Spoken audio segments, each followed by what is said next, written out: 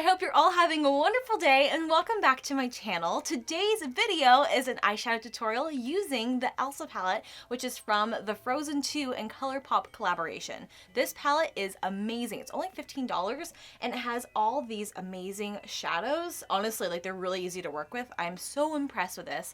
I actually bought the Elsa and the Anna palette in my last tutorial. I did mainly I would say like 90% of it was using the Anna palette, so I had a couple different requests to use this one. So I decided to do this really fun fall, like purple, like very intense glam eyeshadow look. I actually did this for Thanksgiving and I love how it turned out, even though I was planning on doing a very like neutral eye look.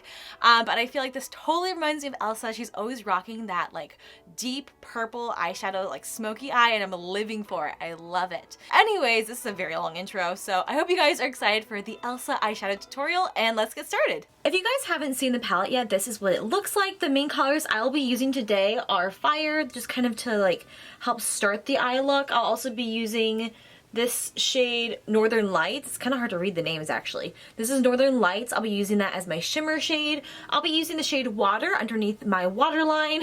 It's pretty ironic. I'll be using the shade Awakened? Yes, Awakened will be kind of in my crease area along with Spindrift here. So mainly these really deep purple, maroon, plum colors, a little bit of water underneath the eye, and then also Fire and Northern Lights kind of like in the inner corner eye area.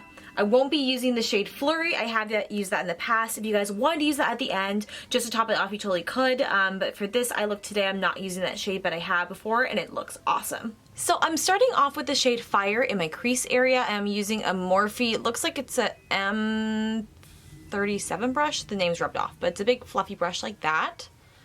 Just picking up a little bit of Fire just to get us started, and really starting to buff that into the crease area. And I am, again, being a little sloppy with this, only because I know this is gonna get much deeper.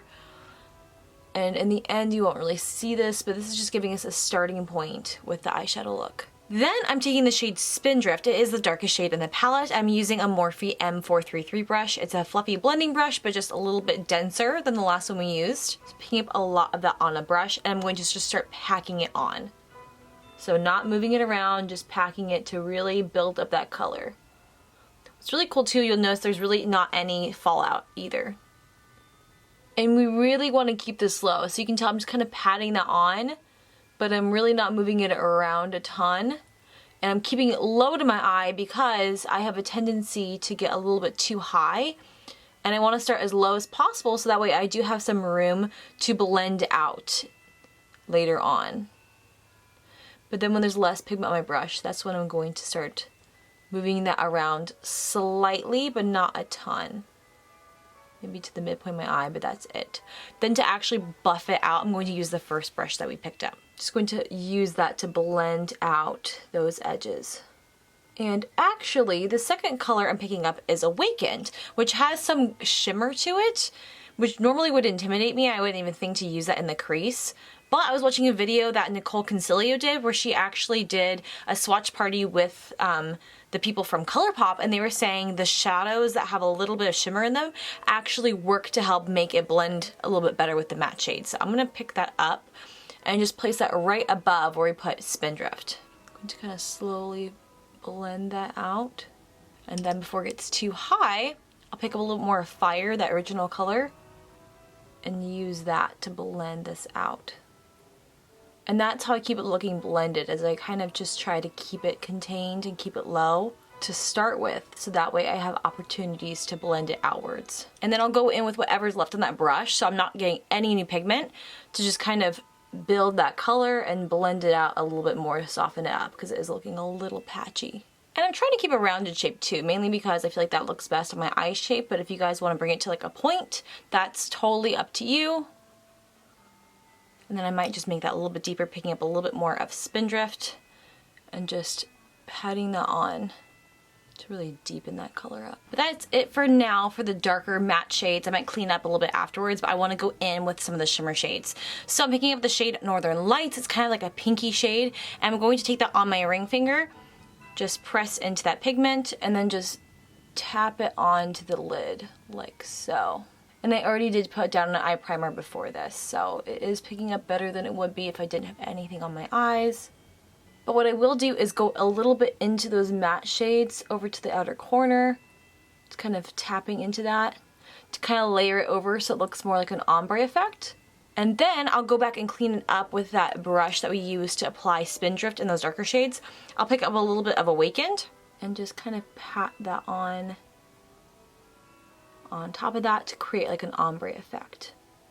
So I'm basically putting that on right, not towards the complete outer edge, but almost towards the middle of my eye to kind of mesh those two together. And I'm really kind of just pressing this down as opposed to just sweeping it back and forth, because I want to have a lot of control on where that pigment goes. And then what I will do is in the very outer portion of my eye, I'll pick up a little bit of Spindrift and just tap that on to really make sure that that's nice and deep and pigmented. And then again, blending out those edges with that one brush that we used to apply fire in the very beginning.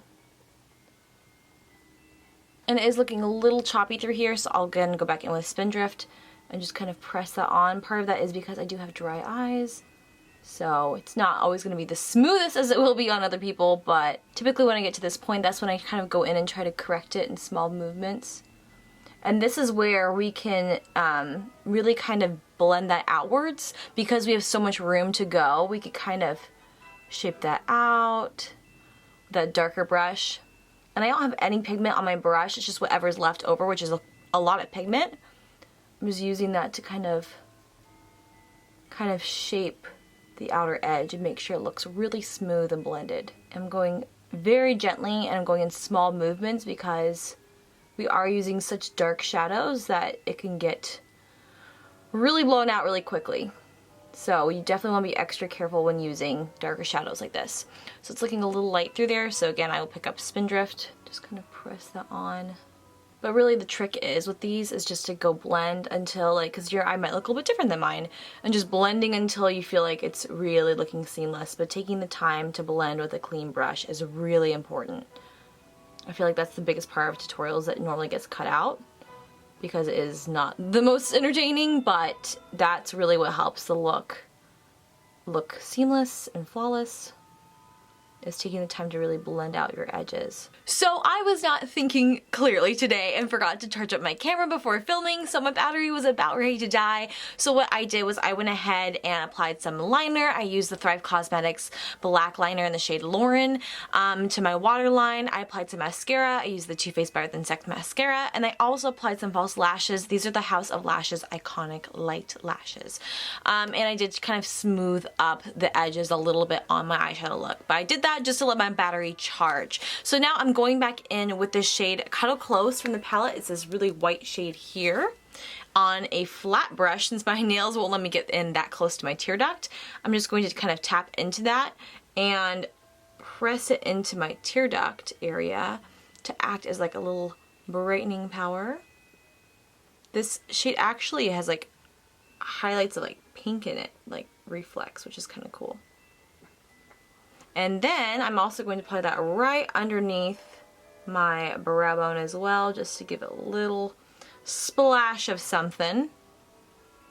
So just popping that on a little bit underneath. There we go. And then I'm going to go on with the shade Water underneath my waterline. So I'm actually taking this brush from the Naked Honey palette, but it has a really nice dense side. It's really short and dense like that, and I love using that underneath my eye. I feel like it just holds really close in and gets it really close and tucked in close to my eye, because I feel like if it gets too low, it just looks really weird. So I love this brush, or any brush that kind of looks like this.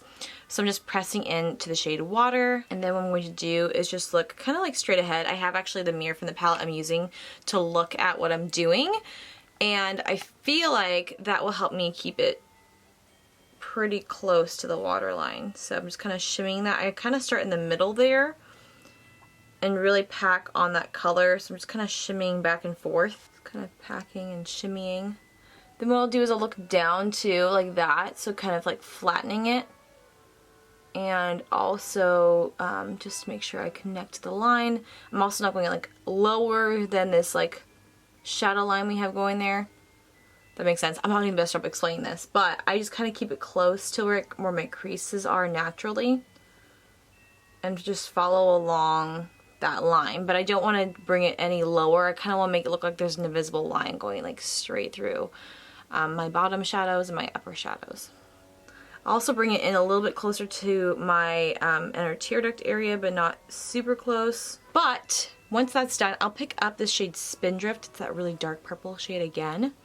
And then I will concentrate this towards the outer portion of my eye. And I'll just kind of really pat that in and then shimmy it when there's less pigment on my brush. And it kind of blends them together. So I'll just kind of lightly blend those two shades together. So then we have kind of like an ombre look going on here where it's like a little bit light blue and then fading into like a purple shade. And I will kind of just press that in to blend in with those upper shadows. But that is the completed eye look. Again, if you guys wanted to, you could totally pop on the glitter onto the upper eyelid. I actually love the way it looks right now without the glitter, so I'm not going to, but I did that last night. This is actually the eyeshadow look I wore for Thanksgiving dinner, and I applied some of the glitter onto my eyes and it looked amazing. It looked so cool, but I wanted to show you guys what it looks like without the glitter because I feel like with just the shimmer shadow, it looks really pretty and just like so glam and so extra. And this is what the eyeshadow looks like all together with the finished look with a full face of makeup. So thank you guys so much for watching this tutorial. I really hope you enjoyed it. If you guys are interested in hearing my thoughts about the movie, I'm actually going to film a video right after this one reviewing the video or reviewing the movie. I'm also going to talk about how Disney actually had Anna and Elsa meeting guests in their new dresses the same day the movie came out, and it actually spoiled some things for some people, including myself. I actually saw the costumes like on Twitter the day the movie came out. I guess it was in like Tokyo first, and so I saw it early and it definitely spoiled some things for me. So I'm going to be talking about that in a sit-down video. So if you guys are interested in seeing that, I'm going to film that next.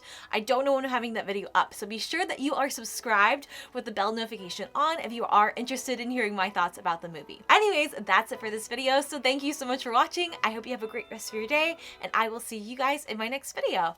Bye!